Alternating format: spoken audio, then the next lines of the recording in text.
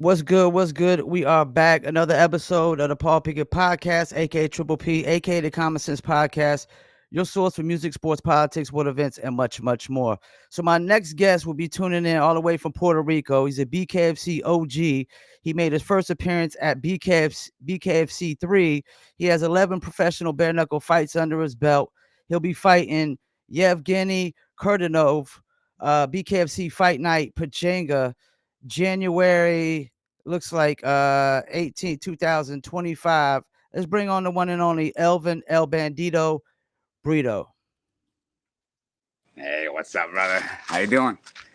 I'm Nice doing to good. I finally meet you, appreciate bro. you taking time. Yeah, No man. problem, man. I'm just going. Yeah, I Sorry, I'm late. interviewed I'm just going nonstop. oh, you good. I when I interviewed Melo Lambert, I mean, he talked so highly of you, man. He talked very, very highly of you. Lambert's my guy, man. He helped me out a lot too, especially in the beginning of my BKFC career. So he made things easy for me. So I gotta give a shout out to my guy. So before I get in a fight, I just want to ask a few questions, just about your journey and whatnot.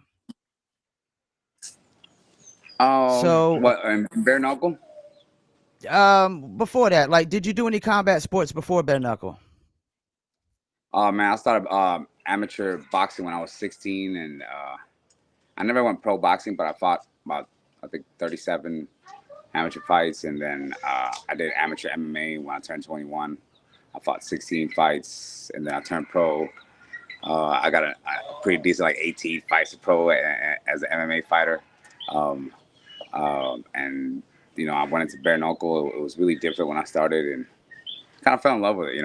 For a long time, especially towards the beginning, I was just doing it because I like to do it. I didn't really need the money or anything. I love doing it. Anybody that's been around uh, for a while that knows me, that knows how much I love this sport, and you know, I've always seen it since I first started. That's why I'm here.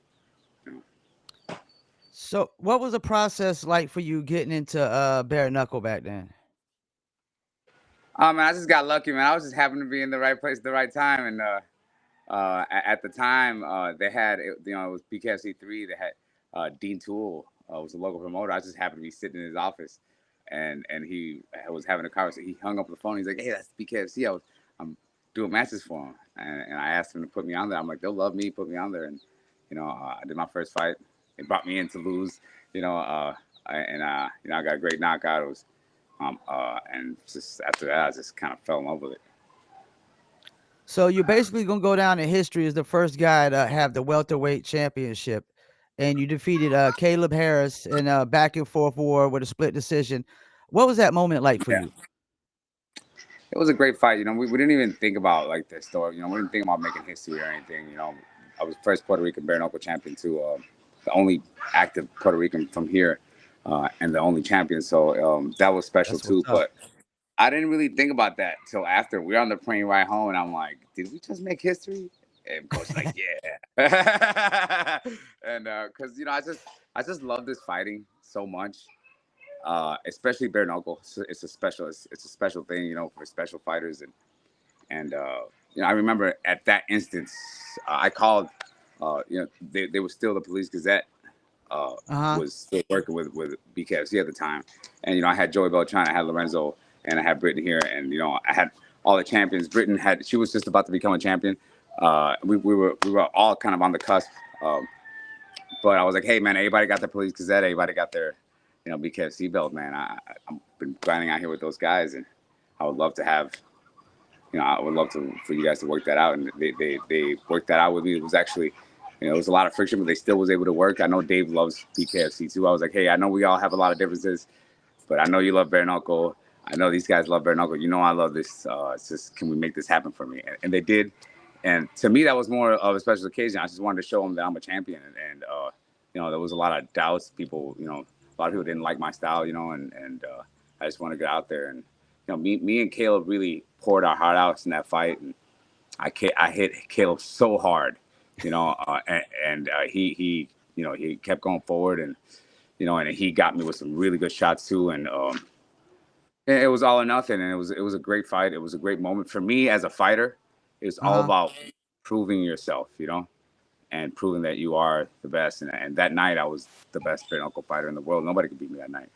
It was just one of those nights. I was in the zone, and it was great. And we loved it. The whole process to get there was special. You know, the whole jungle camp, the champ camp, and the gold rush team that we had was, you know, something that could never be duplicated. It was an awesome moment in time with a lot of special people, and a lot of work went into it. And that's really all I was thinking about. Yeah. You know, I love this. I love fighting. You know, I love this. Everybody knows me. I knows I love this. So it's like that's all I was thinking about. Like, I love this. I love, you know, I was just so excited to have all my people with me there. And you know, when I won the fight, I was like, this is our win. You know, and I was really thankful that we got the win. Get the win for my people in Puerto Rico. Not only my people here, and people all over the world, and all my team that poured their heart out for us. We had a 6-week training camp. It was really rough, and you know, it wasn't until we got home that I was like, yo, we made history. But I loved it. You know, it's just part of the process. So typically when you do have losses, they all go like 5 rounds, except for the I think it's Aller's Yeah, fight. yeah. Jim Was Allen's that was my like second. No, yeah. was it like a just lack of it experience at that time, or did you underestimate him? I had a difference. You know, me and Jim, we had fought before, and you know, Okay. we all knew. I mean, I knew that I was a better striker than him, and it really wasn't. It just showed to me, and it really like it didn't deter me at all. It just made me love the sport even more. I was ready to get back in there, but like it just showed that the sport is really different. And he it when he knocked me, I'd never been knocked out before, ever. You know, I'm really Yeah. hard to knock out, and he just caught me right in the infraorbital nerve. And when you don't have gloves on, and you get caught in the button, you know, he just hit me right on the button, Oh and man. he got me early and cold, and I went down. I got right back up. I was, you know, but like, you know, I was.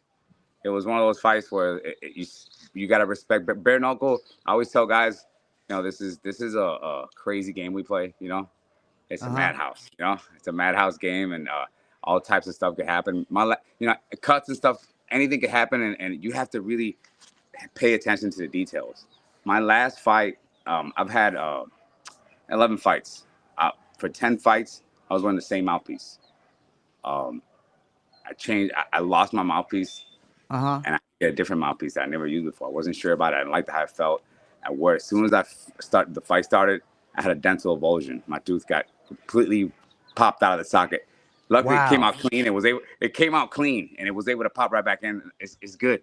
It's good. But like little things like that, it's like anything could happen. Like, you know, you can get cut, but like, yeah, and stuff like that is under your control. Make sure all the bare knuckle guys, you get a good mouthpiece.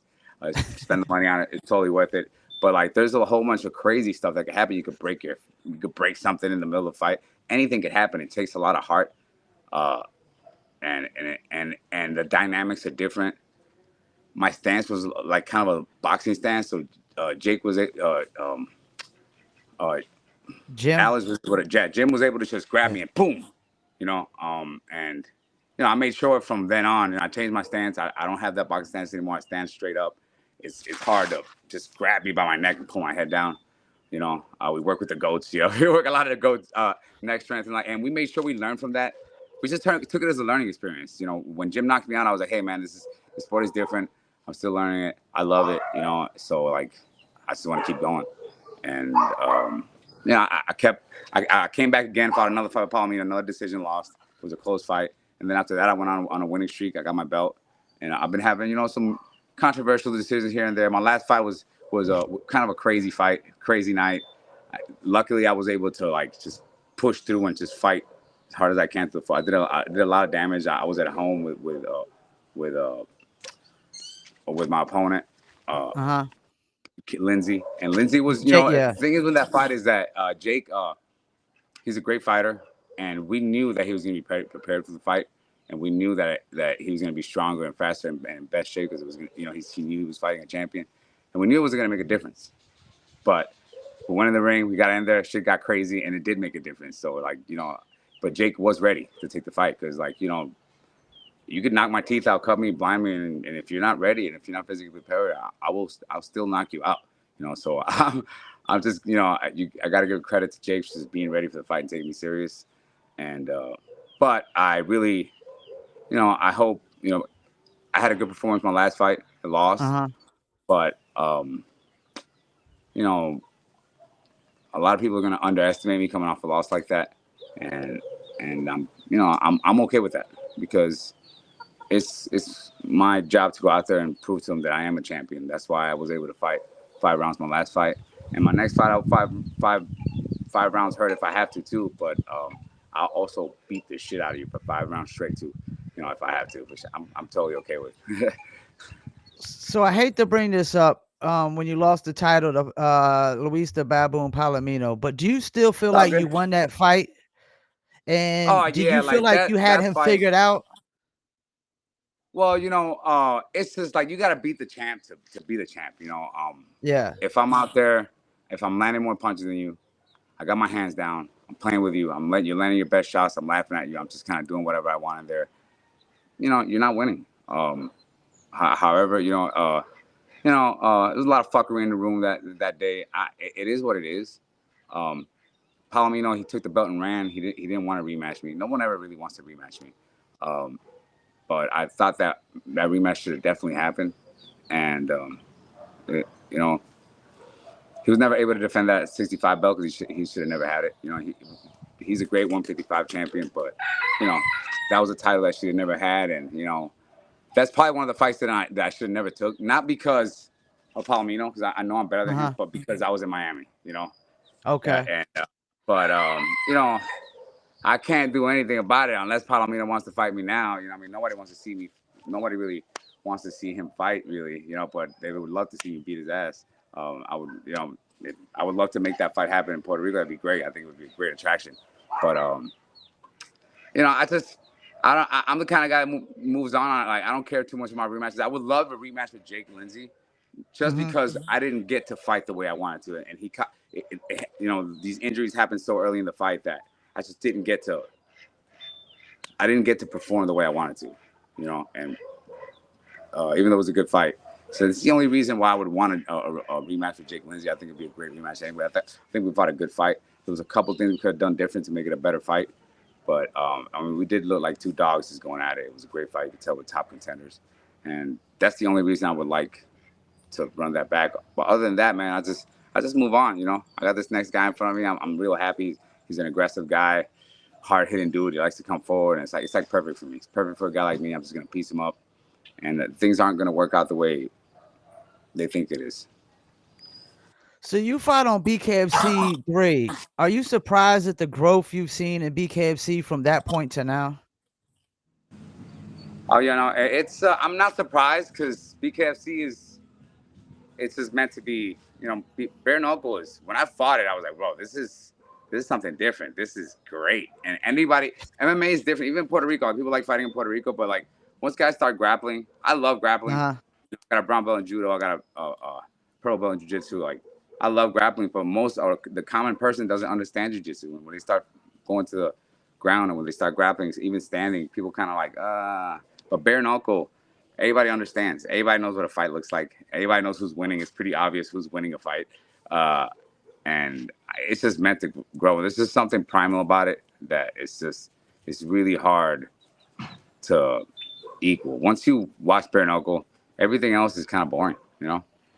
Yeah, MMA is yeah, you're boring. right. After watching bare knuckle, like you watch MMA and you're like, when's the guy gonna knock the other guy out? Like you just want to, it's like when's somebody gonna get hurt? It's just different. It's a lot more technical. I love the technicism of the fighting.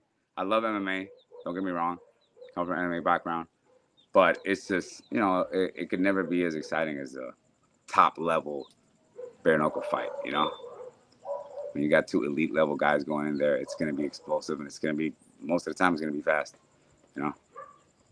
Do you think this seems like a sport where if you maybe lose a shot at the title or lose the title, it's going to be a tough road back to getting that title back? Um, it depends. Like people love a good fighter. People love a good fight, and bare knuckle is like if you put up a great fight, you're not necessarily losing value as a fighter because not everybody Mhm. could do. Not everybody could. Everybody can go in there and try to fight bare knuckle.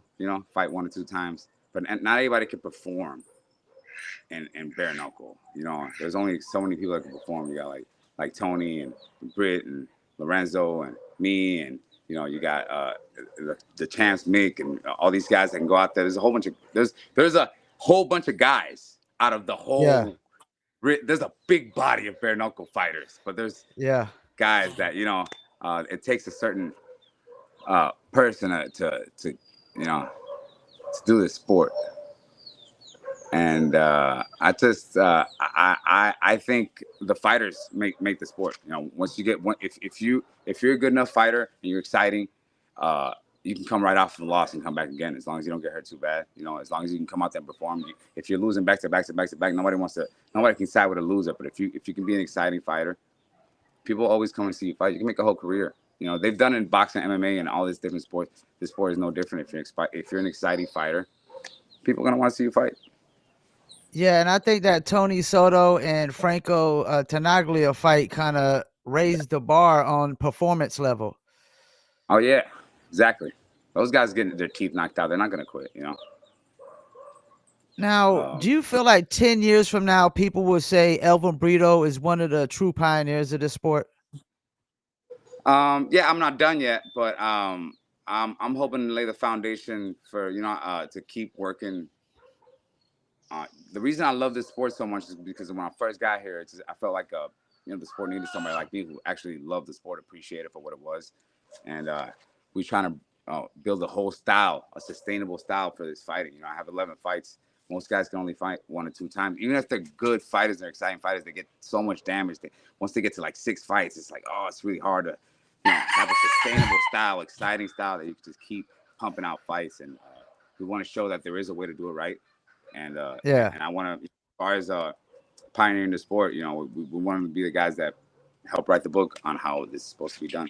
And anybody who knows the sport, understands it, has been around, that they'll understand my role that I play in this sport. And I'm not done Now, either. what was your reaction when Feldman said on the BKFC show before your Lindsay fight that if you lose, he doesn't know what you have left to offer in the sport? Was that motivation or was it a little discouraging? No, it wasn't discouraging to me. I mean, I kind of agreed with David Feldman on that.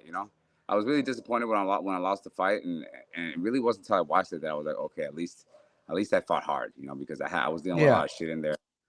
I was like, okay, at least I fought hard, but it was disappointing. I should have won that fight. Um, I kind of agree with him on that. A lot of people were pissed off on it, but I'm like, I get it. And I mean, we're back, main event. People know a quality fighter, a top level elite fighter when they see one. And there's only so many people that, I mean, you could watch bare knuckle fights all day, and when I get in the ring, you're gonna see something different that you haven't seen before. I have my own style, my own way of doing this thing, and that's why I'm going into my 12th fight. And like I'm telling you, I'm not done yet. So, I mean, you got fighters like Houston Alexander. He's undefeated at age 50. He's 52 now. He still wants to fight. I mean, how many years you think you still have left in the sport? See, bare knuckle is a little bit different than other sports because, Yep. especially boxing. Boxing is so athletic based. You have to be a supreme athlete. You got to fight 12 rounds. Yeah. Same thing with championship MMA. You're talking about 30 minutes, high level performance, athletic endeavor. It's more of an athletic and like competition than an actual fight. But when you're talking Mhm. about fighting like this at the purest level, you could be a super athletic young fighter, that is in great shape and well built, and some old guy who knows how to fight really good will beat your ass, like just because he knows what he's doing. It's just this is a skill like uh you know like fighting prowess uh kind of takes front and center. And if you see all the guys Mhm. that are champions and that do great in the sport, they kind of had their own way of they figured out their own way of doing this sport, and that's the difference. So you fighting the Russian. I had to look up how to pronounce his name. It's Yevgeny Kordanov. BKFC Portonov, Fight Night yeah. Pechanga. BKFC Fight Night Pechanga, January 18th, 2025. What can we expect? I've been a lot more aggressive ever since I got knocked down in Omaha. I got knocked Mhm. down in Omaha, got up, and I was just chasing. going after Snake the whole fight and putting, landing a lot of big shots. I've changed my style a little bit, but the same thing I always do. It's aggressive counter punching. I have consistency and power. This guy is gonna try to push forward, and he does this thing where he likes to sit around. I don't like doing too much sitting around in bare knuckle. I want to work, so expect a lot of elite level bare knuckle performance. Like always. Now, I know all fights are must wins, but you really feel like this one is really a must win? Yeah, I have to win, but I have to punish this dude. Like I gotta show like how much better I am than this guy. Because he is tough and he's strong, and in bare knuckle, everybody has a chance of winning. It's like you really do have a puncher's chance, but like I want to just show these guys that I am still elite level, and there's levels to this, and no matter how tough you are, no matter how strong you are, like I said earlier, if a guy's better than you, he's just gonna beat on you. And I'm gonna go out there and I'm gonna hurt. I'm gonna try to knock him out. I'm hoping I knock his ass out, but I'm totally okay with just beating on him for 5 rounds. But my plan is to really put a hurt on this guy and just punish him like I've been doing. Now, have you always fought welterweight, or have you ever fought any other weight classes? I fought at 55 at MMA. I even fought at 45 twice, which was a bad idea. But I fought at 65 as an amateur when I was a kid, and it's just a comfortable weight for me. I could cut to 55 too, probably. It's a little bit. I'm a little bit heavier than I used to be because I've been working on it. I've been really really trying to push the limit to uh, my weight. So I've been really trying to push the limits on my strength and conditioning, on my power. I've been really showing a lot. My numbers have been going up. I'm getting heavier. I like being at 165. I got good enough power. Anybody who's fought me, they'll know. And most people don't think I have power because of the way that I move. But anybody that's fought me, they'll let you know that when I hit you, I'm there. You'll know. Now, are you still fighting to get your title back, or is it just about legacy at this point? I love this. Honestly, um, I love this sport so much, and I'm ready to get past what happened in my last fight. I want Okay. to win this fight, win again, and I want to fight Trout for my belt. I think it's me and Trout will be a great matchup, and I'm still really pushing for that. I think it can be done. I think, especially if I pump, I do plan on doing. I want to. We're gonna get back-to-back fights here as soon as we can. Like some of these guys have been able to do. I'm trying to do the same thing.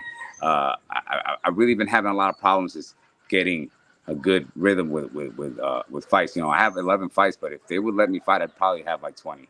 If they would just let me come out there, because a lot of times I go out there and I don't get hurt. Even my last fight, despite the injuries, I didn't really get hurt too much. So I was ready to get right back in there, and really, I do plan on fighting for my belt again. I know it just changes. The road is different, so I have to be realistic. And my job now is to win. If I can't win, like can't talk about any belts. You have to win. You have to go. I have to go out there and dominate this dude. This guy's tough. I know his record doesn't show how good he is, and I know he's coming out there to win. I really Well, expect an interesting fight because Jake Lindsey's a smart dude.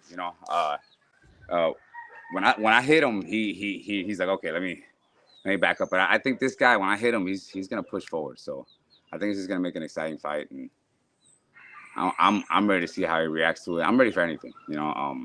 There's not too many guys that I could turn down at this point, and this guy's not one of them. I want to crush this dude despite any expectations. I don't care what anybody thinks, what anybody believes by any expectations. I want to go in there and crush this dude, move on to the next guy, and once and sit pretty for a title run. well, aren't Russians some of the toughest fighters? That's cool. He could be as tough as he I'm, fucking I'm want. He just, could be no, from I mean, Mars. I'm just Listen, I don't asking. care where you're from. Yeah, I'm I just don't care asking. where Like, you're aren't they from. You some of could the? be from Mars. Yeah. When I blast you, when you get blasted in the body, you're gonna go down, bro. It don't matter where you're from. Them body shots will put anybody down. You know, you could be from another planet. It don't matter. He's still made out of flesh and blood. Uh, I fought Russian guys before, and they're made out of flesh and blood just like anybody else, man. And really, when it comes to bare knuckle, it's skills. It's all about skills, man. And when it comes to skills and understanding in this sport. I'm at the top of the food chain. I'm going to show this guy next month. It's going to be, I'm going to make sure it's ugly. Do you feel like welterweight might be like the toughest division? I mean, I'm going down the list. Y'all got Carlos Trinidad, Jake Lindsay, Rico Franco. You got, of course, Trout. You got you, Connor Tyranny, and Bryce Henry. I mean, that's some tough guys. Yeah, you got to be ready. You got to jump in that pool. You better be ready, boy. You're going to get hurt. I love it. I love I do love how much the 165 division has grown because for a long time it was lacking. So I'm glad that we have a pretty solid 165 division, and we got a whole bunch of great matches. I have so many great matchups that I can do, and I just want to, like I said, I have an ambition as a fighter. There's things that I know there's life after fighting, and but the way that I've been training, the way that I've been sparring, I'm sparring today. I'm going to spar a little bit, and I just want to go out there and just prove, that when I was we were out there in Kansas City, calamity struck, lightning struck twice, and I was still able to perform great. But I'm not gonna get hit by lightning every time I come out there. It's not always gonna be like that. And I just show my grit as a bare knuckle fighter of just being able to move on and keep pushing forward, and show that I am a true champion. So I'm okay with going through adversity because I'm not gonna flake, and I'm gonna show out there and show my potential. If I go out there and I don't get hurt, I don't have any major injuries, and I still lose, then it puts a lot of things in question. But unless something crazy happens, man, this guy better be training really fucking hard, man. Because I'm coming over. I'm coming over there. I have supreme confidence in my skills. My team, I train with some of the best guys around, and they all have supreme confidence in me for a reason, not just because I'm a nice guy. They understand how I train. I got guys out here training with me right now, and this is the jungle camp for a reason. I want to go out there and represent, and just kind of like make amends. I want to just push that last fight out of the way and just move on. You think it says a lot as a fighter that you basically did a main event your last fight. Now you're the main event for this one. I mean, it makes sense. I mean, they can put me main event every time. I always have fun fights. I mean, I don't really have any boring fights. I got my own style. I bring it, and I've been getting better and better. I've been giving them more of what they want, So I don't plan on doing anything different this time. I plan on being, stronger and faster and just tweaking there was little mistakes that I made in my last fight that I'm trying to cover up, but I just want to go out there and just be me.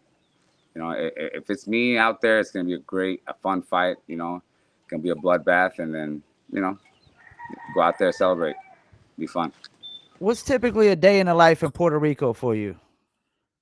Well, today, it's like it felt like a Monday today. I got up today, 5:00 in the morning, did a private lesson at 5:30.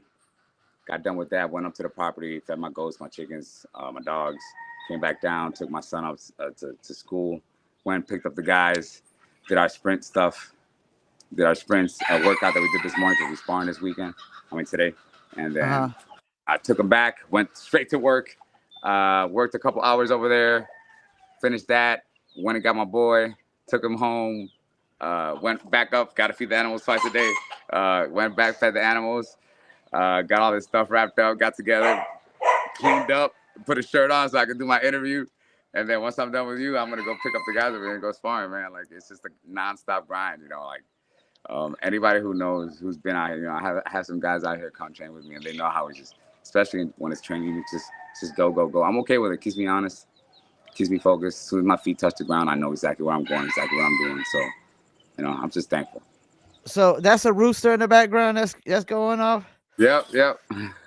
He usually be going off like that all the time. Yeah. Some of these guys don't have like a timer or something. They just go off at any time. There's something wrong with their internal clock or something. That's crazy. Well, we about to hit that 30-minute mark. Before we go, is any shout outs you want to do?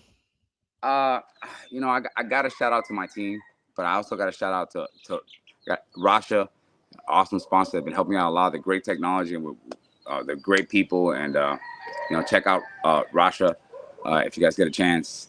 I gotta get thanks to my boy Scott and Go Combat. Um, I gotta thank all my like I said, I gotta thank my wife and the kids, and I just gotta thank God for this life. I love what I do, and guys, I'll see you real soon. And I'm gonna go out there and do my thing. It's gonna be fun. Well, I normally don't be because I interview so many, but I'm gonna be rooting for you on this one, man. I'm gonna be rooting Oh for yeah, you. don't bet on the Just other don't tell guy. your opponent Don't that. bet on the other guy. You're gonna lose your money. Don't tell I'm a your nice opponent guy that until I just get in in case I there. interview him. I'm nice. When I get in there, I'm not gonna be nice no more. I'm going in there to hurt this dude. Well, yeah, man. I appreciate you taking time out, man. I hope you enjoy the rest of your day, and you're welcome to come on anytime, Thank man. You're you. a friend of the show, man. Appreciate it. Thank you so much. Yeah, we're getting back to work. It's been on work all day. I'm gonna get ready to go spar, man. Take it out on some people. But I'll be ready. I'll be I ready, guys. Like I said, just come watch the fight. It's gonna be a lot of fun. I promise you, an awesome fight. I'm gonna try to knock out this tough ass Russian dude, but if not, I'm just gonna beat the shit out of him. I'm okay with that too.